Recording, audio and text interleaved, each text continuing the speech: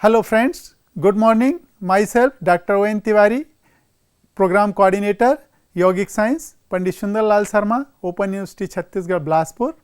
आज हम yoga and meditation for health and mental fitness of students इस यूनिट्स का अध्ययन करेंगे। इसमें हम देखेंगे कि योगा हमारे मेंटल फिटनेस के लिए, हमारे पर्सनल लाइफ स्किल के लिए क्या क्या भूमिका अदा करता है।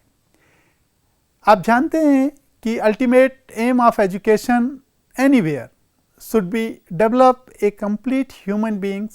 For that, skill need to be developed in all the domains to live happy, productive and peaceful life. Hard skills are the core skills which are required for innovation, creation, construction and production in various disciplines such as physics, chemistry, mathematics, biology, engineering and technology, arts and commerce. और भी जो भी हमारी ज्ञान की विधाएं हैं उन सब के अध्ययन के लिए, उनके स्किल को प्राप्त करने के लिए योगा स्किल्स बहुत मदद करता है, क्योंकि योगा स्किल से हम ब्रेन स्टॉर्मिंग कर सकते हैं, मेमोरी और इंटेलिजेंस को बढ़ा सकते हैं, बुद्धि और स्मृति को हम तीव्र कर सकते हैं।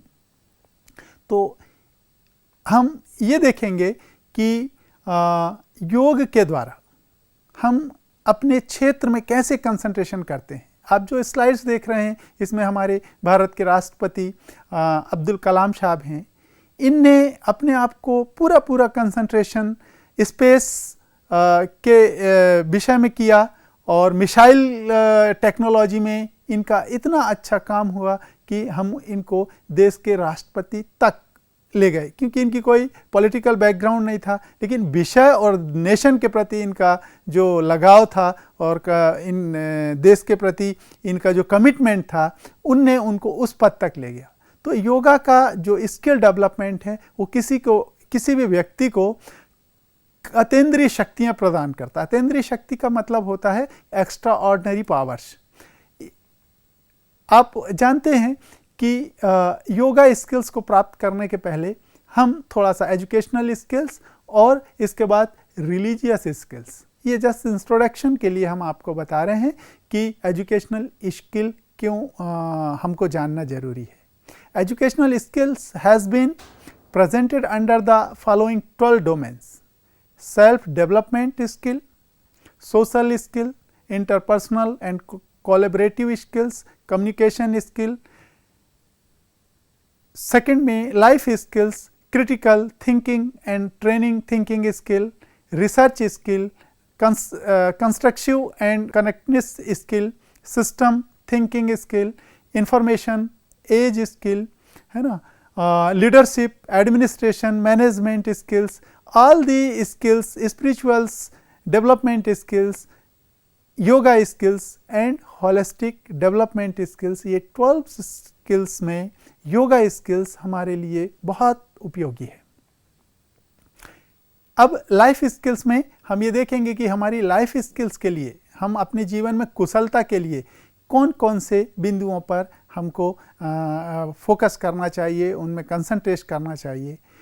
देखें, सेल्फ अवेयरनेस, अगर हमारे में अपने प्रति सेल्फ अवेयरनेस है, एम्पैथी है, इंटरपर्सनल रिलेशनशिप है, इफेक्टिव कम्युनिकेशन है, हम क्रिटिकल थिंकिंग कर सकते हैं, क्रिएटिव थिंकिंग कर सकते हैं, हम किसी भी प्रॉब्लम्स में डिसीजन मेकिंग ठीक से कर सकते हैं, प्रॉब्लम सॉल्विंग हम बहुत सहजता से कर लेते हैं, कोपिंग अप इमोशंस, हम अपने इमोशंस पे कंट्रोल कर सकते हैं, उनको व्यवस्थित कर सकते हैं, कोपिंग अप विद स्ट्रेस, हम अपने तनाव का प्रबंधन ठीक से कर सकते हैं। तो हम ये समझ सकते हैं कि हम अपने जीवन के बारे में कुशलतापूर्वक कार्य कर रहे हैं। ये लाइफ स्किल के अंतर्गत हम इन बिंदुओं को रखते हैं। योगा स्किल में जाने के पहले हम एक बिंदु पर और आपका ध्यान आकर्षित करना चाहेंगे कि स्पिरिचुअल डेवलपमेंट स्किल, क्योंकि प्रत्येक व्यक्ति विश्व का कहीं भी हो, किसी भी धर्म का हो, उसमें एक धार्मिकता, एक रिलीजियोसिटी आती है। रिलीजियोसिटी हमको बहुत सारे गुणों से अपने आप अवगत करा देती है, जो हम ना चाहते हुए भी हमारे में वो गुणों की आवश्यकता होती है। जैसे नॉलेज ऑफ सोल, कि इस सृष्टि का अंतिम नियंता कौन है, उसको जानने की हमारे में एक क्वेस्ट होती है, quest of for life values, conviction, commitment and character, happiness and distress. अगर हम रिलीजियोसिटी है, स्पिरिचुअल डेवलपमेंट है, तो हम डिस्ट्रेस रहेंगे, हमें तनाव आएगा ही नहीं, हम आनंदमय जीवन जिएंगे, ब्रदरहुड का गुण रहेगा, हम दूसरों की मदद करना चाहेंगे। इक्वलिटी, हम सब में समानता देखेंगे। एक्सेप्टेंस एंड एम्पैथी, हमारे में सबको स्वीकार करने की अपने आप क्षमता रहेगी। हम दूसरों से लव एंड कंपैशन, प्रेम पूर्वक उनसे हम सहयोग करेंगे।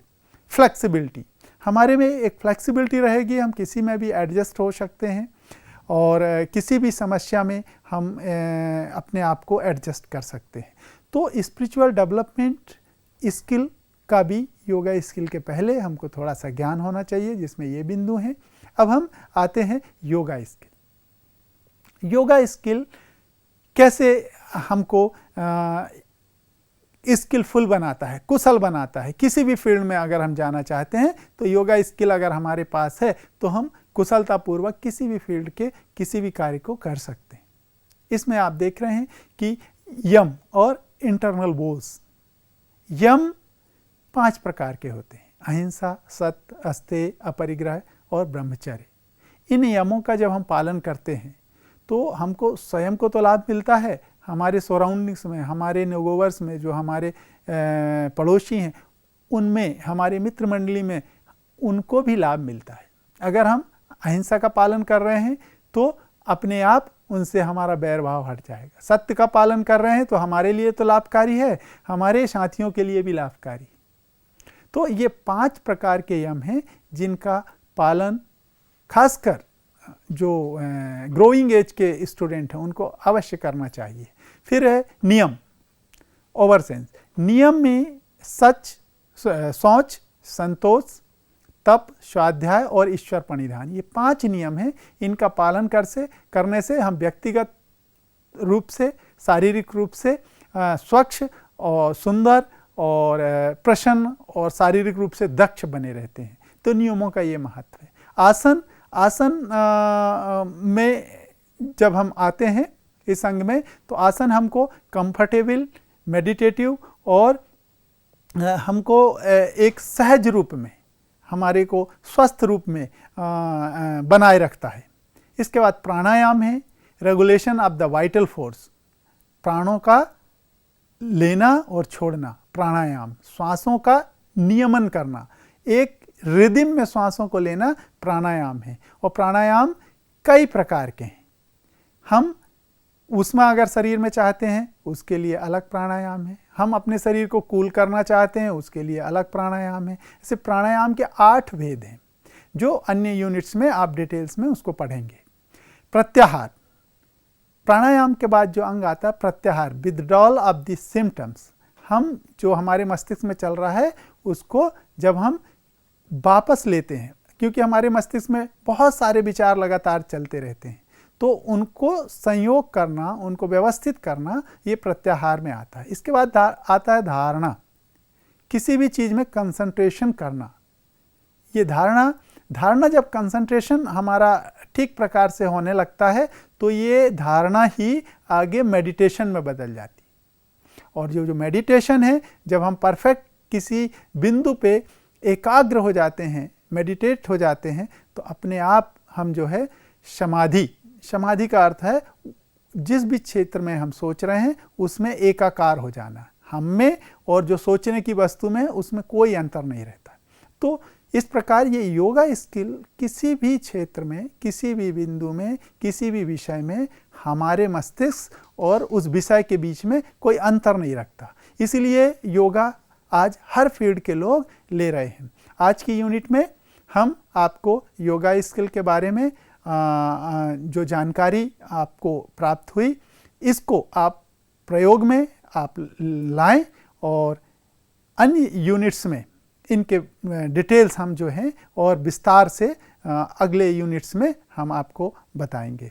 धन्यवाद सभी छात्रों को। इस पर आप प्रयोग आज से ही शुरू करें। धन्यवाद।